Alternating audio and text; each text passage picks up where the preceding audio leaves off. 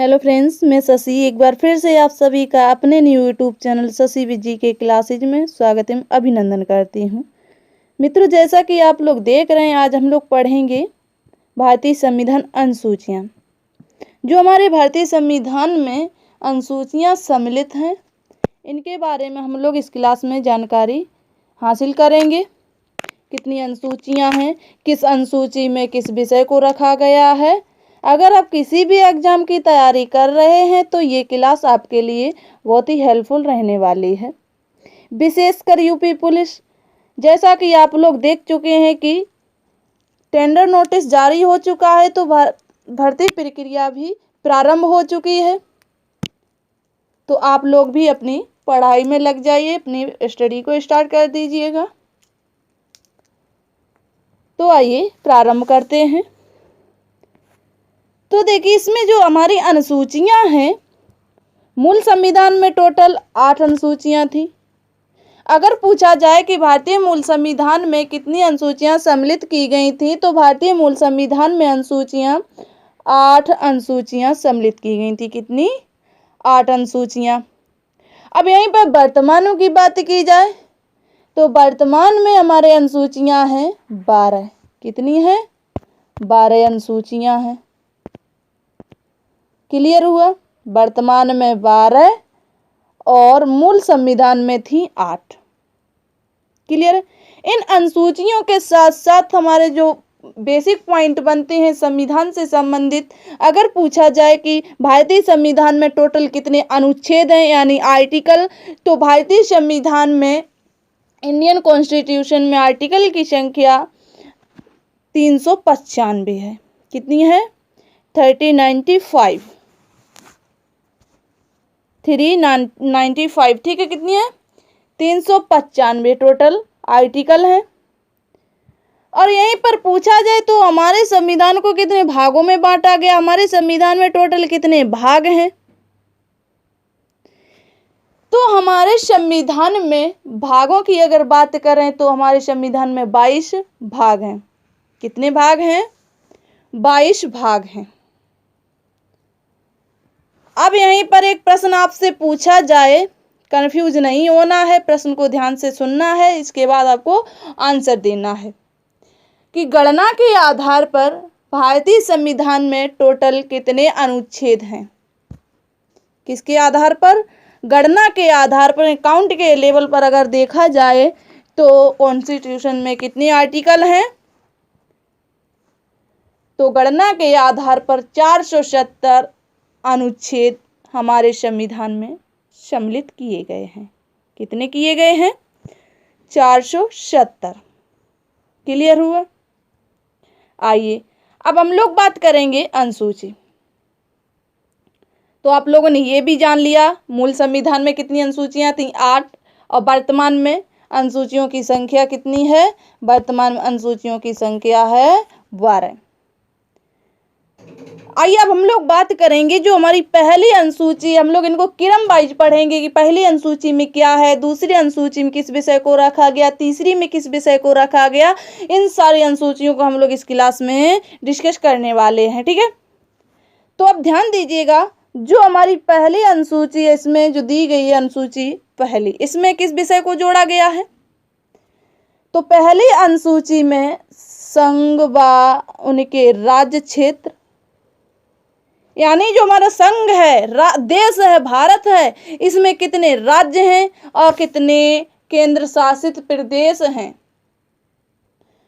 तो पहली अनुसूची में राज्य एवं उनके संघ एवं उनके राज्य क्षेत्र यानी भारत में 28 राज्य और 8 केंद्र शासित प्रदेशों की बात की गई है, उल्लेख किया गया है। क्लियर हुआ? तो पहली अनुसूची संघ व उनके राज्य क्षेत्र। अब आइए दूसरी देखते हैं, दूसरी में कौन सी है? तो दूसरी में दी गई है, इसमें दूसरी अनुसूची देखिए, इसमें पदाधिकारियों को वेतन एवं भत्ते। जो हमारे देश में अधिकारी लोग हैं उनको वेतन किस प्रकार दिया जाएगा, कितनी पेंशन दी जाएगी, कितना इनको भत्ता मिलेगा, तो ये बात की गई है अनुसूची 2 में पदाधिकारियों के वेतन एवं भत्ते एंड पेंशन। तो इस विषय को जोड़ा गया है अनुसूची 2 में, यानी दूसरी अनुसूची में। क्लियर हुआ। इसके बाद बात करेंगे अनुसूची 3। तो अनुसूची 3 में जोड़ा गया है शपथ और प्रतिज्ञान के प्रारूप। तो अनुसूची 3 में शपथ और प्रतिज्ञान के प्रारूप, कहीं कहीं पर एक क्वेश्चन में मिलता है सिर्फ शपथ, ये नहीं मिलता है आगे, तो कंफ्यूज नहीं होना है। अनुसूची 3 में शपथ, ठीक है। जो पदाधिकारी होते हैं वो शपथ लेते हैं, उन्हें शपथ लेना होता है, तो इसकी व्याख्या की गई है अनुसूची 3 में, ठीक है। क्लियर हुआ। इसके बाद हम बात करेंगे अनुसूची 4। चौथी अनुसूची में क्या जोड़ा गया है? तो चौथी अनुसूची की अगर हम बात करेंगे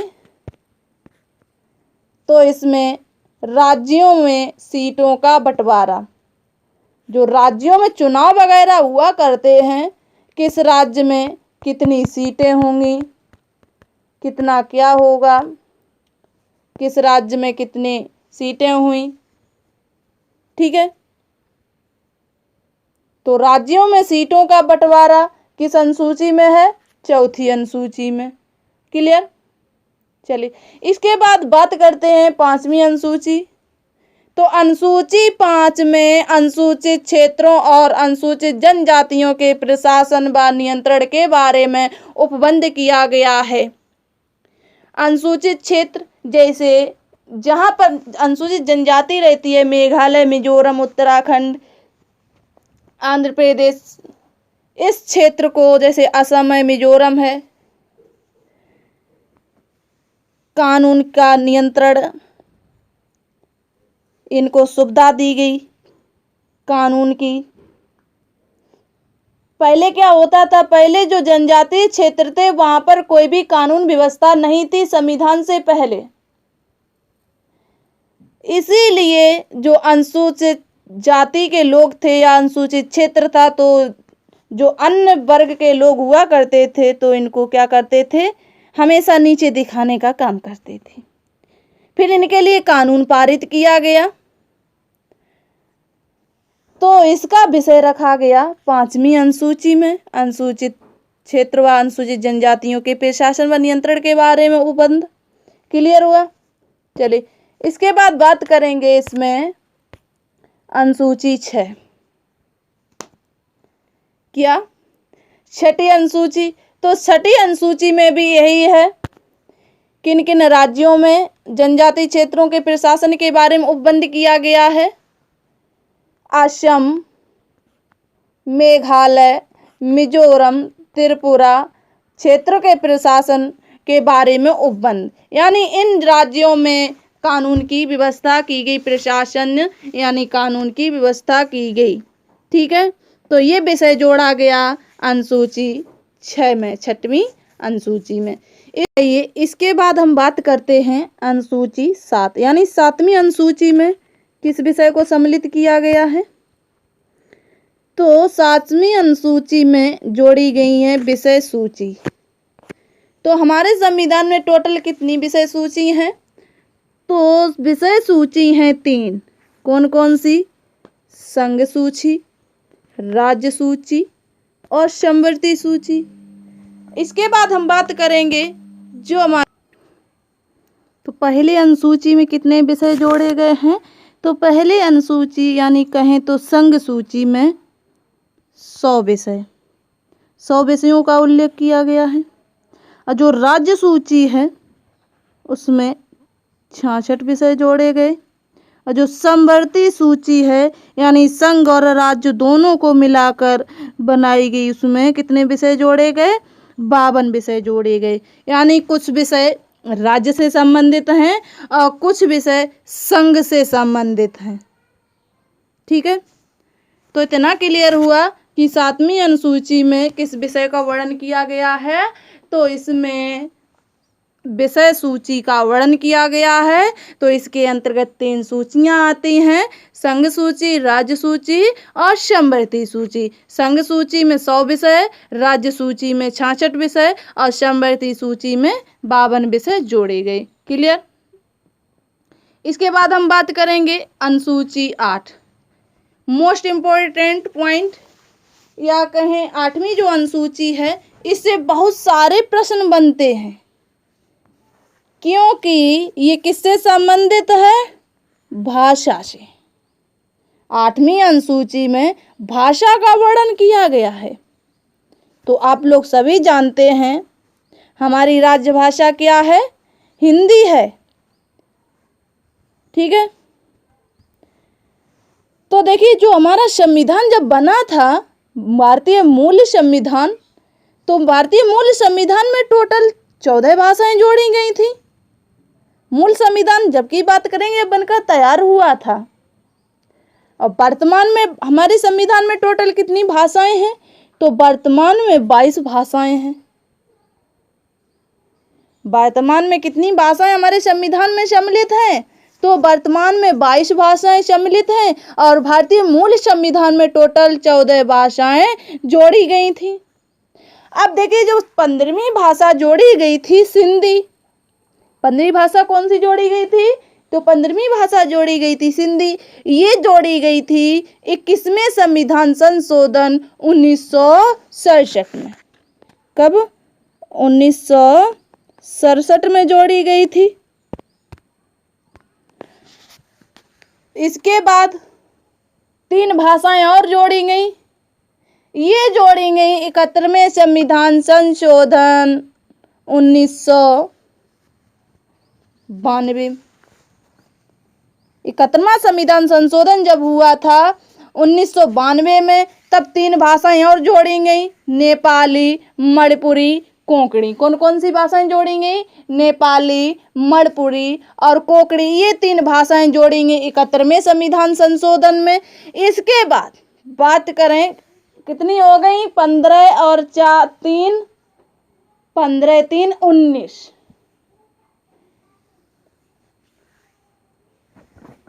तो इसके बाद फिर बची हमारी अन्य भाषाएं, जो ये जोड़ी गई 92वां संविधान संशोधन 2003 में। 52वां संविधान संशोधन जो हुआ था 92वां 92 जो संविधान संशोधन हुआ था, कॉन्स्टिट्यूशन अमेंडमेंट, तो उस समय 4 भाषाएं जोड़ी गई थी। कौन कौन सी? सिंधी, बोडो, डोंगरी, संथाली। ये 4 भाषाएं जोड़ी गई थी 92वें संविधान संशोधन सन 2003 में। ठीक है। तो 8वीं अनुसूची आपके लिए इसलिए मोस्ट इम्पोर्टेंट हो जाती है क्योंकि इससे बहुत सारे पॉइंट बनते हैं, प्रश्न बनते हैं और पूछे भी जाते हैं। तो इतना क्लियर हुआ। 8वीं अनुसूची भाषा से संबंधित है। मूल संविधान में 14 भाषाएं थी, वर्तमान में 22 भाषाएं हैं। ठीक है। अब इसके बाद बात करेंगे अनुसूची 9। 9वीं अनुसूची में किस विषय को जोड़ा गया? तो 9वीं अनुसूची में भूमि सुधार को जोड़ा गया। ये हुई कब? जोड़ी कब गई थी? देखिए, जो हमारा वर्तमान मूल संविधान था, मूल संविधान में 8 अनुसूचियां ही शामिल की गई थी। जब हमारा संविधान बनकर तैयार हुआ था उस समय सिर्फ और सिर्फ 8 अनुसूचियां ही शामिल की गई थी। फिर 9वीं अनुसूची जोड़ी गई। इस जोड़ी गई पहले संविधान संशोधन 1951 में। जो पहली बार संविधान में संशोधन किया गया था तो उसमें 9वीं अनुसूची जोड़ी गई थी। तो उस अनुसूची में विषय रखा गया था भूमि सुधार। क्या रखा गया था? भूमि सुधार। और अनुसूची 9वीं और किस संविधान संशोधन के अंतर्गत? पहले संविधान संशोधन के अंतर्गत। और ये हुआ कब था? 1951 में। क्लियर हुआ? चलिए, बहुत अच्छे। ऐसे ही लगातार मेहनत करते रहिएगा और बने रहिएगा हमारे चैनल के साथ बेस्ट तैयारी के लिए। आइए इसके बाद बात करते हैं 10वीं अनुसूची। तो 10वीं अनुसूची में विषय जोड़ा गया दल बदल, यानी जो राजनीतिक दल होते हैं जैसे बीएसपी हो गया, एसपी हो गया, बीजेपी हो गया, कांग्रेस हो गया, जो अन्य राजनीतिक नेता होते हैं वो कि कभी इस पार्टी में जाते हैं, कभी इस पार्टी में जाते हैं, कभी इस दल में जाते हैं, कभी इस दल में जाते हैं। तो इस विषय का वर्णन किया गया था। 10वीं अनुसूची में बताया गया था कि कोई भी व्यक्ति दल बदल सकता है, उसकी मर्जी होगी उस दल में जा सकता है, चाहे बीजेपी वाला एसपी में चला जाए, चाहे एसपी वाला बीजेपी में चला जाए। डन। अब ये जोड़ी कब गई थी? तो ये जोड़ी गई थी 52वें संविधान संशोधन सन 1985 में। कब जोड़ी गई थी? 52वें संविधान संशोधन। जब 52वां संविधान संशोधन हुआ था उस समय 10वीं अनुसूची जोड़ी गई। 10वीं अनुसूची जोड़ी गई। उसके बाद जोड़ी कब गई? 1985 में। ठीक है, क्लियर हुआ। इसके बाद बात करते हैं 11वीं अनुसूची। तो 11वीं अनुसूची कब जोड़ी गई और इसके अंतर्गत कौन सा विषय रखा गया? तो 11वीं अनुसूची में जोड़ा गया पंचायती राज्य व्यवस्था। क्या जोड़ी गई? पंचायती राज्य व्यवस्था। इस विषय को जोड़ा गया। और ये जोड़ी कब गई थी? ये जोड़ी गई थी 73वें संविधान संशोधन सन 1992 में। कब जोड़ी गई थी? 73वां संविधान संशोधन जब हुआ था तो ये जोड़ी गई थी। ये हुआ कब था? सन 1992 में। और 11वीं अनुसूची के अंतर्गत 29 विषयों को शामिल किया गया था। 29 और विषय जोड़े गए थे। कब? 11वीं अनुसूची में। राइट, डन किया जाए। चलिए आगे बढ़ते हैं। अंतिम है हमारी इसमें 12वीं अनुसूची। क्या? 12वीं अनुसूची। तो 12वीं अनुसूची में क्या जोड़ा गया? तो 12वीं अनुसूची में जोड़ा गया नगर निगम। 11वीं पंचायती राज व्यवस्था और 12वीं में जोड़ी गई नगर निगम।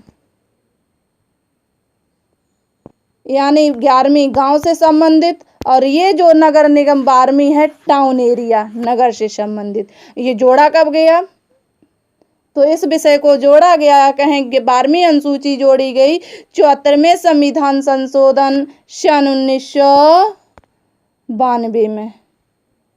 देखिए 11वीं अनुसूची भी 1992 में जोड़ी गई और 12वीं अनुसूची भी सन 1992 में जोड़ी गई। लेकिन 11वीं अनुसूची 73वें संविधान संशोधन में और 12वीं अनुसूची 74वें संविधान संशोधन में।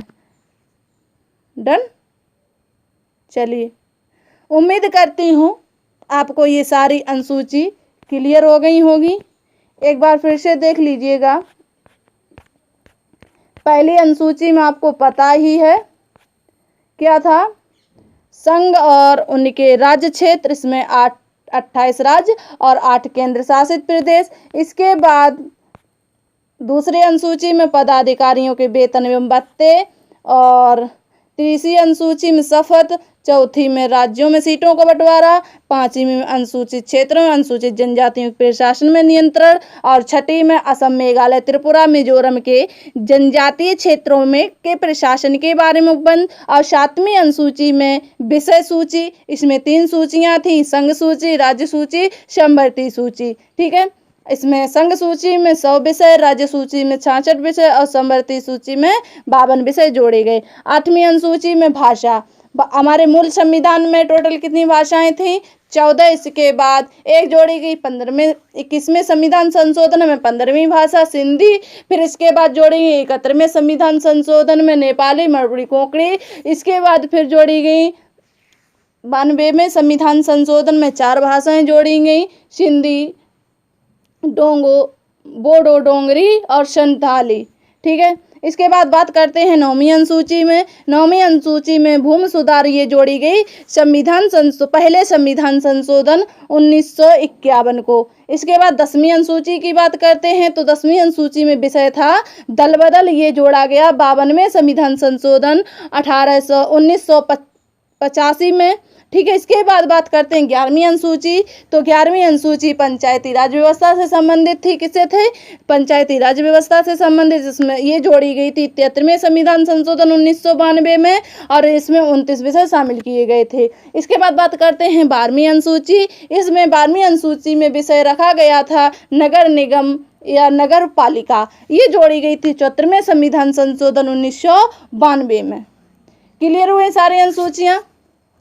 चलिए, तो आज की क्लास यहीं पर। तो सभी लोग एक बार क्लास को शेयर कीजिएगा, लाइक कीजिएगा। जो लोग इस क्लास में या कहें इस चैनल पर नए जुड़े हैं तो एक बार हमारे चैनल को सब्सक्राइब करें, ताकि आपको सारी क्लासें यहीं से प्रोवाइड की जा सकें। अगर जो भी क्लास चैनल पर डाली जा रही है तो उसका नोटिफिकेशन सबसे पहले आपके पास पहुंचे। धन्यवाद।